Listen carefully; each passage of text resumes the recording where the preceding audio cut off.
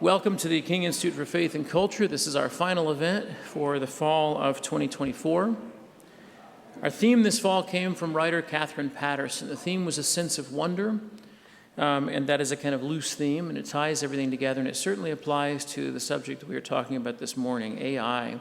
How many of you fiddled around with AI and discovered that it was full of exciting things and possibilities, and also pitfalls?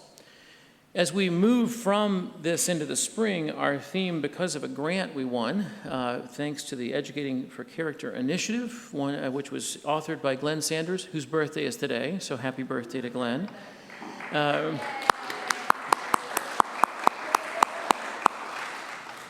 That grant entails us looking for the next 3 years, in a 3-year cycle, at the 3 things that show up in our mission statement. You may not have read the mission statement. The mission statement suggests that we are trying to help you become thoughtful, resourceful, and responsible citizens. Now, each of those elements then becomes our theme for the next 3 years of the series, and we ease into thoughtfulness in the spring. And this is a great fulcrum this morning with Derek Schuurman's talk, because this asks us not only to have a sense of wonder, but also to have a great deal of thoughtfulness as we consider the use of artificial intelligence. Derek comes to us from Calvin University in Grand Rapids, Michigan. He himself was an undergraduate at the University of Waterloo and then did a PhD at McMaster in Canada. He is our token Canadian for the semester as we bring him in. He has taught in computer engineering. He's been a computer engineer, electrical engineer for some time, and he has, since moving to Calvin, done a lot of thinking about what the philosophical and theological implications of some of this work are. It has been a joy to get to know him over the past couple of days, and I'm delighted to introduce him to you now. Let me mention briefly that after this morning's lecture, if you want to hang out with Derek a little bit, we have coffee and some treats over in the Tadlock House. We'll go to lunch at about 11:20. You're very welcome to join us for either of those. At 4:45, he's going to do science seminar. Some of you are already going to be there for that at 4:45, and that's going to be in the boardroom. And then tonight, he'll speak at 7 p.m. at First Presbyterian Church. So please join me in welcoming Derek Schuurman.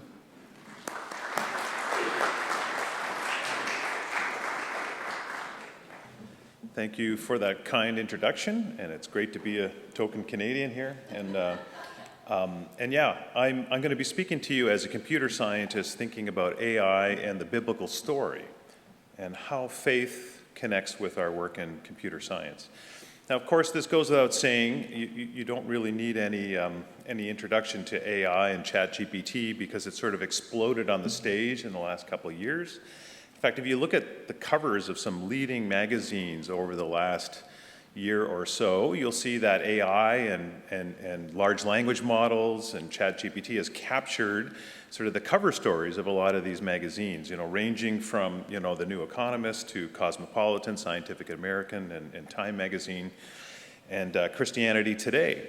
It's not too often that Christianity Today and Cosmopolitan magazine share the same cover story, but something like AI has done that. And I'm sure you've all tinkered with ChatGPT, but I thought I would just do a quick demonstration of some of its capabilities they're quite remarkable, actually. So I asked ChatGPT, write a poem in the style of Dr. Seuss about whether Bristol is in Tennessee or in Virginia.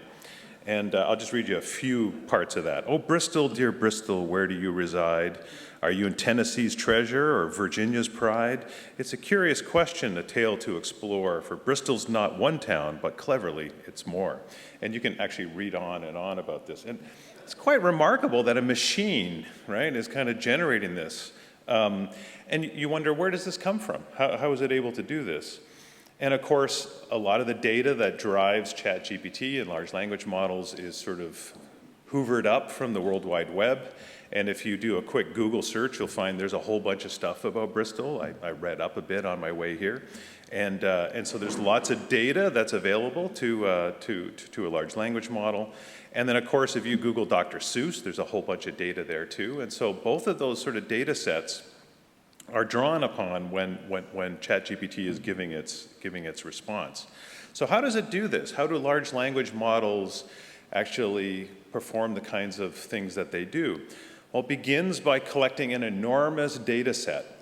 And so sort of the sort of modern ability to kind of hoover up all kinds of data. The World Wide Web is a wonderful trove of data. And then to train that data, essentially in a large language model, what you do is you take a large supercomputer and you actually take all of that data and you train it to be unsurprised by that data so that it isn't surprised about what the next word is in a particular context. And then the sort of third step that's required is sort of a tweaking of the neural network that's been forged, something called reinforcement learning with human feedback. You can imagine that if you were to grab all kinds of data from the World Wide Web, that there would be some, difficult aspects of that because of some of the material on the World Wide Web is probably not something you'd want your large language model expressing. So there's a stage where you actually have to tamp down the results so that the less desirable outputs are muted, and that's the third stage. So it's quite remarkable how these large language models have come together. And the results have been so surprising that some people have been making claims about how AI will, in fact, save the world. Mark Andreessen wrote this article, a Techno-Optimist Manifesto, a while back. And maybe some of you will know Mark Andreessen or be familiar with the name. He's someone who was there at the beginning of the World Wide Web phenomena. He was actually one of the creators of the first graphical web browser named Mosaic. And he is now a venture capitalist in Silicon Valley. And he wrote this manifesto about how AI will actually save the world. He says every child will have their own personal tutor. Every person will have their own personal coach. Every scientist and every leader will have a personal AI assistant. Productivity will accelerate. The creative arts will flower, he says, for musicians and artists. And he goes on to say it'll reduce death rates. And even war will become unnecessary. And bloodshed will disappear. There's these bold sort of predictions about what this new technology will bring. And those predictions are not new.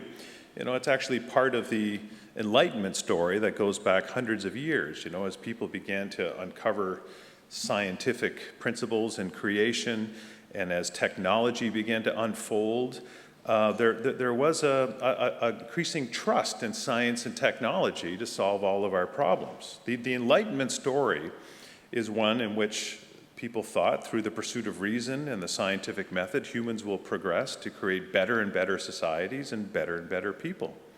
And that Enlightenment story is a rival story to the biblical story. It's one in which, we usher in our own version of heaven, but one that is without God. It's one in which humans redeem themselves through their own wits. The book pictured here, The Heavenly City of the 18th century philosophers, includes this quote. The 18th century philosophers demolished the heavenly city of St. Augustine only to rebuild it with more up-to-date materials.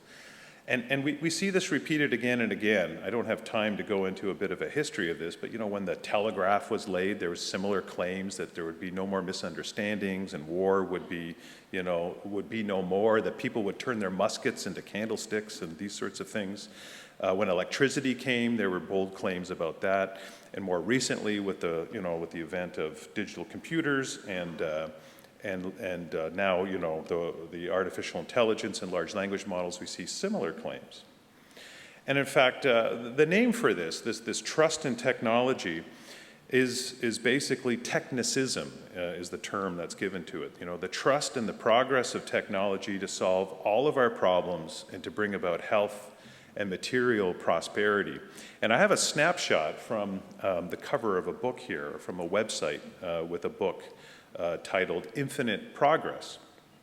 And its subtitle is How the Internet and Technology Will End Ignorance, Disease, Poverty, Hunger, and War. It's kind of like, the words in Revelation about how every tear will be dried and, wars will be no more and so on. But of course, what it is it's technology that's ushering this in. And Christians might call this for what it is, essentially. It's a kind of idolatry. Whenever we replace the Creator with something in creation, we forge an idol. And in fact, this trust in technology goes so far that some people, and we talked about this around the dinner table last night, some people believe that it will ultimately solve the problem of death. We'll reach a point where we can download our brains into a computer and we'll be able to live in a virtual paradise forever, which is problematic, to say the least. So this is a kind of faith. It's a religious impulse. And in fact, here's the words of Neil Postman, who wrote a couple decades ago. He says, "We believe nothing, if not that history is moving us towards some preordained paradise, and that technology is the force behind that movement." And of course, this is nothing new. If you go back to the beginning of Genesis, right, the Tower of Babel is a kind of story of people using their technical wits and knowledge, right, with baking bricks and using tar for mortar, how they were able and how they attempted to build a tower that reached to the heavens, to build their own bridge between heaven and earth. And of course, the only bridge between heaven and earth is Jesus Christ. And they built this tower to make a name for themselves. And so this is a pattern that has repeated throughout history, and what we're seeing is nothing new. There's nothing new under the sun. Now, that's not the only story. The story of utopia, there's also dystopian stories. And in fact, I like science fiction films because they sort of portray this well. And of course, you're probably familiar with the Terminator series, right, where Skynet becomes self-aware and turns on humanity. And these are all examples of stories that are sort of manifestations of the Frankenstein narrative, right, where we build technology and then the technology turns on us. Blade Runner, Battlestar Galactica, The Black Mirror, to name a few, are all examples of stories in which technology reaches a certain threshold and then it turns on its human creator. Frederik Pohl, who was a science fiction author, once said, "A good science fiction story should be able to predict not just the automobile, but the traffic jam." And I think that's where science fiction can actually serve, to kind of do some thought experiments about the consequences of making poor technological decisions and what can happen. And many of these stories also wrangle with fundamental enduring questions, like what does it mean to be human? But there are others who are also writing about technology and AI and how it can bring about the destruction of the world, not from a science fiction perspective, but from a more immediate sort of threat perspective. Some of the leaders in AI are actually warning that AI poses a risk of extinction, even though they're hurtling ahead with its development. And you don't have to look far to find book titles like, AI, Our Final Invention, or Artificial Apocalypse, How AI Will Destroy Humanity, or 50 Ways AI Would End the World. These are just some of the titles that you can find out there. And I don't want to dismiss them with a wave of the hand. It's true that if we make poor decisions, there can be, substantial consequences. I talked with an AI researcher a while back who was developing an AI model of how to minimize toxicity in products that people were working on. And he found that simply by changing a plus sign to a minus sign, doing a maximization instead of a minimization operation, his AI model would actually develop toxic materials, in fact, novel toxins. And so you could actually see how some of these tools could be used to wreak all kinds of havoc. The book on the far right is kind of fun if you're interested. How to Survive a Robot Uprising by Daniel Wilson, who's actually a PhD roboticist from Carnegie Mellon. The book includes some really good advice about how to evade, technology that's coming after you based on sort of technological insights, to discard your cell phone so, the robots can't track you and so on. It's sort of a fun book, but it's based on these fears that many people have about how technology ultimately will rise up and destroy us. And I think of the Walt Disney movie Fantasia.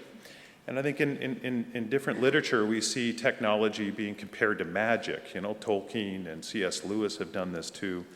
And I think that this fable, this magician's apprentice story, has a lot of connections to our world of AI and technology, right? Of course, in the movie Fantasia, Mickey Mouse, a sorcerer's apprentice, knows just enough magic to get these brooms to do his bidding for him and to do his chores. But of course, eventually what happens is he loses control, right? And then these brooms sort of get out of hand. And I think this is what can happen with technology too, when we rush ahead without thinking about the consequences, when we don't really understand how it can unfold, we can find ourselves in a similar mess as Mickey Mouse did. In fact, some people go even further, and here's Paul Kingsnorth, who's a journalist from the UK, an author. He recently wrote an article in Touchstone magazine called AI Demonic. And here's a quote from his article. Paul Kingsnorth writes, "Whatever's happening, it seems obvious to me that something indeed is being ushered in. Through our efforts and our absent-minded passions, something is crawling towards the throne. The great mind is being built. Something is coming." And yeah, that's another view of AI that's very pessimistic. AI as a demonic force of sorts. So what's the truth? How are we to understand this as Christians, right? Is AI going to save the world? Or is perhaps AI demonic? Maybe some of you have read That Hideous Strength by C.S. Lewis, and there's overtones of that as well. How as Christians should we approach this? And I really like this quote from Al Walters, who wrote the book Creation Regained. He writes, "The Bible is unique in its uncompromising rejection of all attempts to identify a part of creation as either the villain or the savior." And I think that's a good starting point, right? We often see these sort of two extremes when people talk about AI as villain or AI as savior. And I think that as Christians, when we look to creation, we see neither the Redeemer or the problem in creation. The problem, of course, is sin, and the redemption of creation is only through Christ. But further than that, how can we understand as Christians our approach to artificial intelligence? I really like this quote from Alistair McIntyre. He's a well-known ethicist, philosopher. He once wrote, "We cannot answer the question, 'What ought I to do?' unless we first answer the prior question of what story am I a part?" And if you look at Silicon Valley, and if you look at some of the things that are going on with artificial intelligence, they're animated by a kind of story, right? Story of utopia, the Enlightenment story, or on the flip side, this dystopian Frankenstein narrative. How then can the biblical story inform us about what we ought to do in artificial intelligence? How can the biblical story that's written in the Bronze and Iron Age have anything to say about the modern digital age in the world of artificial intelligence? And I would like to offer to you that the Bible actually is quite relevant when it comes to our modern technological pursuits. And we don't do that by looking for proof texts, going to the Bible and looking for the word computer. One person said, Psalm 81 says, God left us to our own devices, but that has nothing to do with computers or technology.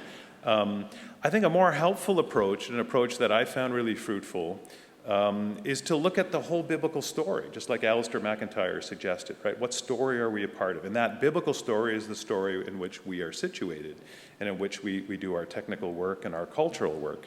And the biblical story, of course, is the grand narrative of Scripture that has this sweep from creation to new creation, and basically can be summarized with the themes of creation, fall, redemption, new creation.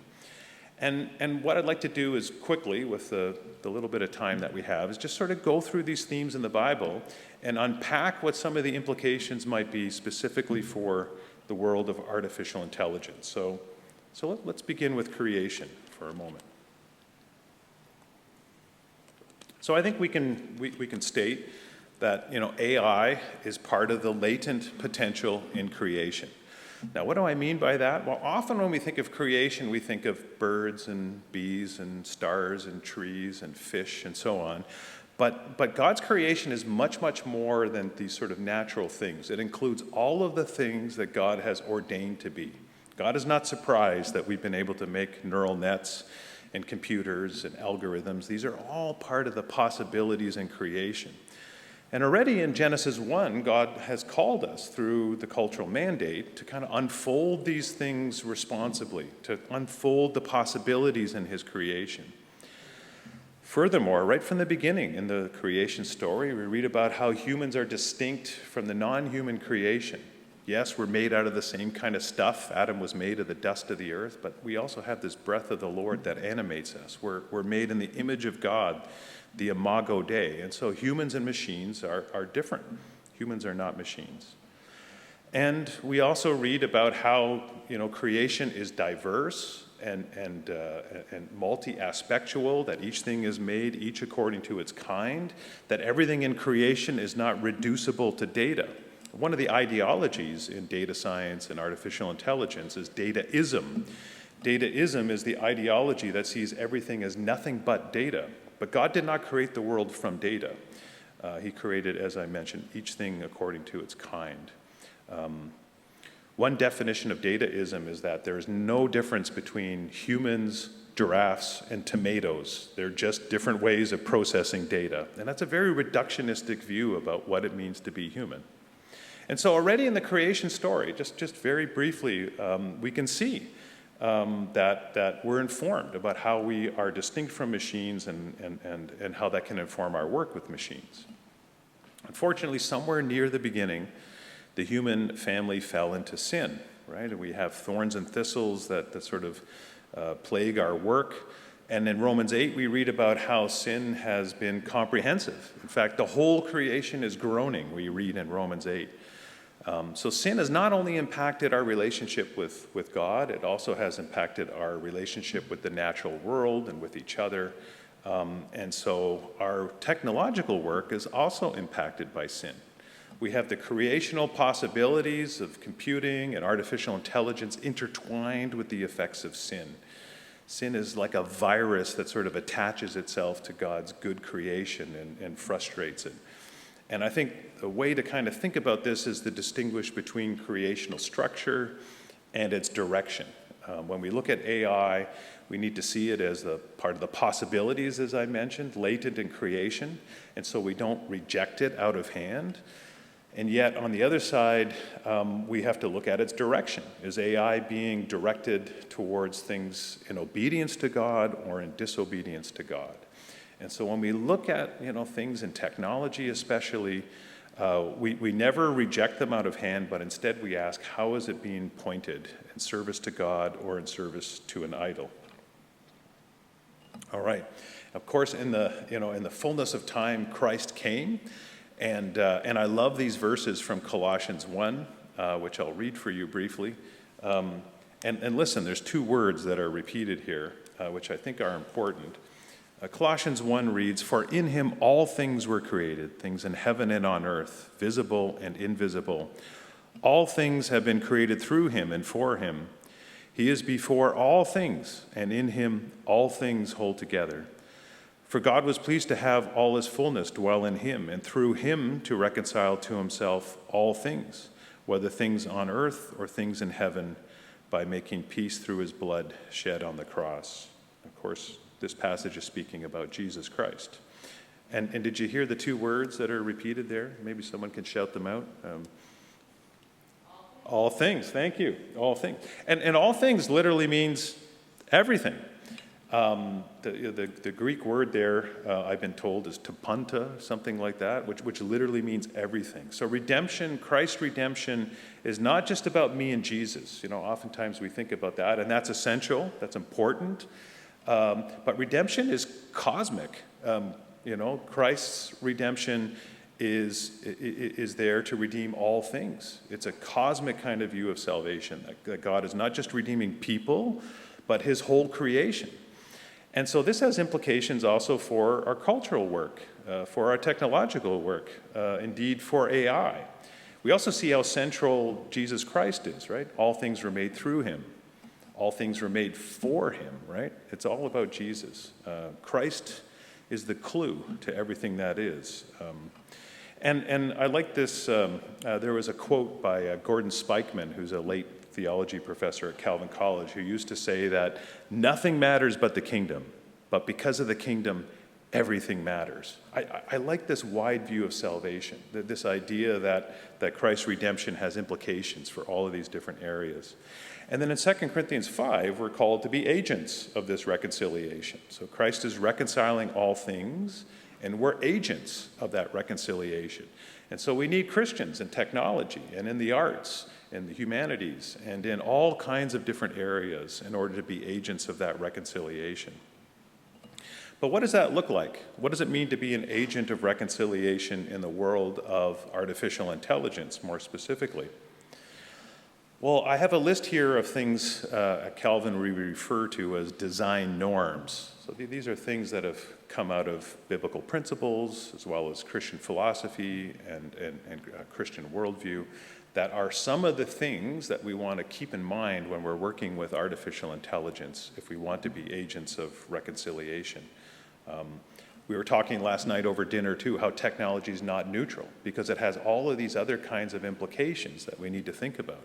Things like justice, right? AI has tremendous justice implications in terms of its bias and how it's deployed. Stewardship implications. AI requires a lot of energy and electricity and water, and so stewardship comes into play. Caring, how do we build technology that can show love to our neighbor and to care for people, to show due care? Cultural appropriateness is the notion of, coming up with designs that suit the culture into which they're introduced so that they can alleviate burdens while preserving what's good.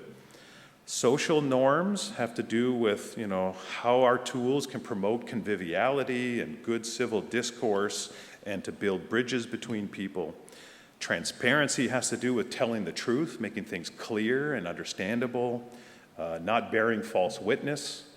And delightful harmony has to do with the aesthetic sort of aspect of technology, building things that are delightful to use, that work well, that are pleasing. Nicholas Wolterstorff, one of the philosophers from Calvin, once wrote that a good spade is one that's not only just good for digging, but it's pleasing to use. So thinking about aesthetics as well. And then trust. Trust has to do with building technology that's reliable, but also making sure that we don't place our ultimate trust in our tools.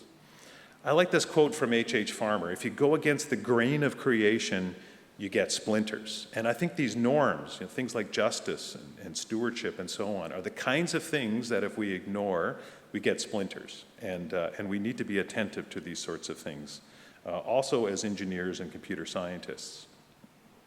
And of course, the biblical story begins with a garden, but it ends with a city, which insinuates some cultural development. We move from a garden to a city in which Christ is making all things new. And the New Jerusalem that we will live in one day, we're told its builder and architect is God. God does not subcontract the New Jerusalem to us as humans. And I think we have to be careful about that. As engineers, sometimes we can be overly optimistic about the kinds of things that we can make here on earth. Even as Christians, we're tempted by that Enlightenment story, that we can fix everything, that the world's a machine, and as long as we can understand it, we can solve all our problems. And that's simply not true. The New Jerusalem comes down out of heaven. It doesn't rise up from the earth. And we're told, though, curiously, in Revelations 21, that the kings of the earth will bring their splendor into the New Jerusalem. That's kind of a cool thought. It implies that maybe some of the cultural artifacts that we make or that have been made over time will find their way into the New Jerusalem. I ask my students sometimes, will there be computers in heaven? And they go, no, I don't think so. And then I say, well, will there be harps in heaven? Oh, yeah, there'll be harps for sure. I mean, harps are a kind of cultural human technology as well. And if computers and computing were part of the original latent potential in creation, why won't they be there in the new heavens and the new earth? as a computer scientist, I kind of like to think they will be, and that they won't be running Windows. But it's hard to imagine what a New Jerusalem will look like, right? You know, a world without sin, right? The Bible tells us no ear is seen or no ear is heard or eye is seen what's in store for those who are in Christ Jesus. So it's speculative, but I won't be surprised if I see a lot of cultural artifacts that are familiar when I enter the New Jerusalem. All right, with the time remaining, I'd like to just give some practical examples of some of this. So considering these norms, you know, things like justice and caring and cultural appropriateness and so on, can we think about ways to use technology? And I think one way to do this is to look at AI and look at areas where AI is appropriate, right? Where we can put AI in service of God and neighbor and creation. I think we can also look at areas that are obviously inappropriate uses of AI. And if I had more time, I could unpack this, but you can categorize them in sort of epistemic, ontological, or ethical areas. These are philosophical terms, but AI and its effect on truth, AI and its effect on what it means to be human, and AI and its effect on justice. And then finally, I'd like to just quickly show you some areas where some combination of humans and AI is appropriate. You know, something sometimes referred to as a hybrid approach or human-computer sort of hybrid work with AI. And this is kind of this idea of structure and direction, thinking about AI as part of the possibilities in creation and thinking about ways in which we can use it redemptively. So first of all, appropriate AI. Just some really obvious examples that I think are really encouraging. AI for the environment, AI to reduce, you know, car crashes, AI for Bible translation. I just was last summer together with people working in Bible translation, and they were talking about how remarkable AI is in accelerating that process. AI for increasing crop yields, AI for predicting earthquakes, maybe even hurricanes, AI for the earth, AI for drug discovery and precision medicine. These are all redeeming, wonderful applications of AI for caring for people and caring for the earth. You know, AI towards shalom, one might say. AI is not going to bring shalom, but it can bring it a little nearer. But let me show you a few examples of areas where I think the use of AI is inappropriate. And I'm going to start with this little article, this academic article that I stumbled on called Reverent Robot, Automation and the Clergy. And basically this paper is talking about how maybe we could automate the clergy, right? We could actually just get an AI for everyone, and that this AI would be, quote, unfailingly attentive and patient. It will remember the details of every interaction. It'll pick up on subtle cues that a human might miss. It could be deployed anywhere. The cost of educating a new pastor would be almost nil. So it's making these claims that, you know, hey, maybe we could just have AI pastors, and we could do away with human pastors. And I would suggest there's a problem with that. We're seeing a whole flood of AIs for education, tutor bots, Khan Amigo, you know, Khan Academy's Amigo, Study Buddy, all of these sort of bots that sort of impersonate tutors and coaches that are appearing. There's now technology that can basically, you know, mimic your dead relatives. You know, you train it with all the, you know, correspondence that you had with someone and their messages, and then you can continue to talk to your so-called, you know, talk to your dead relatives. And of course, AI girlfriends. A lot of people are falling into these relationships, which are quite easy because it's all about you. In fact, a relationship with an AI girlfriend is a relationship of one person, and it's all about you. And in fact, one of the creators of these companies, Replica, has said, it'd actually be okay if we end up marrying our AI chatbots. And it goes on. There's even an AI Jesus, but don't go check it out. I wouldn't recommend it. It's problematic. But you can see there's problems with this. People are people and machines are machines, and neither are God. If you want to read a little bit more about that, I wrote an article last week in Christian Scholars Review on their blog called "The Problem with Chatbot Personas." I think as we build machines that begin to act and behave like people, that we actually can start to blur the lines between what a person is and what a machine is. And this comes right out of creation, the creation story, understanding the distinction between human and non-human parts of creation. I think AI can also impact the truth, right? We know that AI can hallucinate, so already we can't really always rely on its output. But it can also be deployed to generate disinformation and misinformation. Deep fakes can be created, videos and audio and so on. It's hard to believe what you see and what you read nowadays.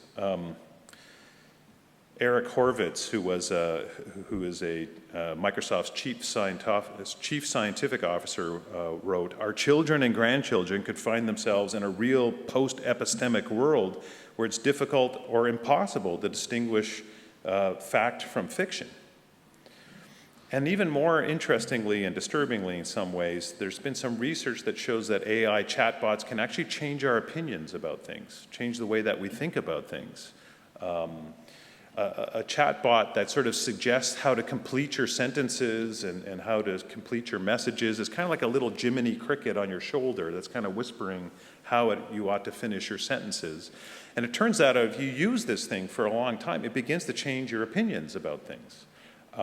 And it's true. I mean, a large language model has a worldview, It has a certain take on the world. And if we use it all the time to craft our words, it will over time change what we think about things.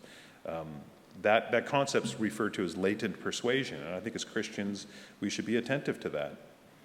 And as I mentioned, one of the norms is justice. We need to make sure that we give people their due. A classic book in data science is the yellow cover there on your left. Weapons of Math Destruction is the title, and the subtitle is How Big Data Increases Inequality and Threatens Democracy. And this comes from insights that, if you see that you begin to use AI and it determines who gets a job, it determines who gets parole, it determines who gets a loan, who gets a mortgage, that the biases that are part of the training sets inside of these tools have a bias, and they can promote injustice and amplify injustice. And there's examples of, at Amazon, for instance, of recruiting tools that show bias against women. Software that was used to determine who gets parole from prison was shown to be biased against African Americans.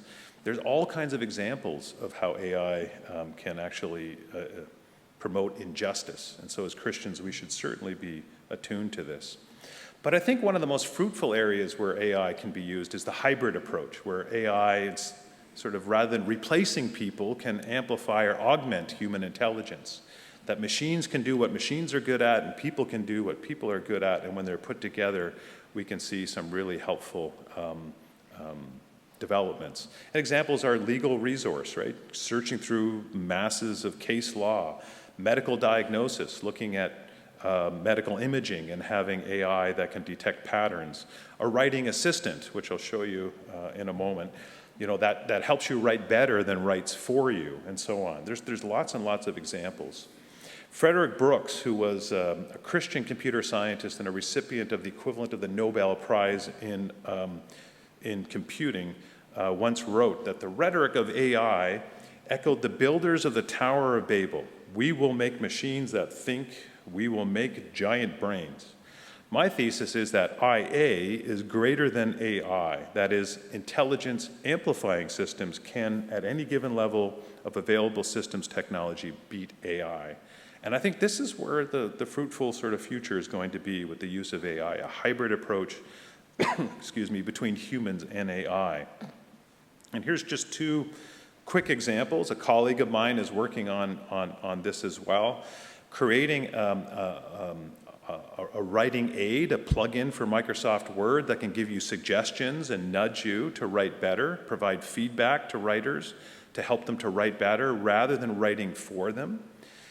And then the title there below, the tutor co-pilot. There's been some work on creating AI that can assist human tutors so that they can tutor better.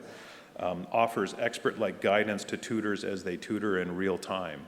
And so these are sort of combinations of AI plus a human that actually I think are really fruitful ways to go, and examples of fruitful uses of AI that conform to the norms that I listed earlier.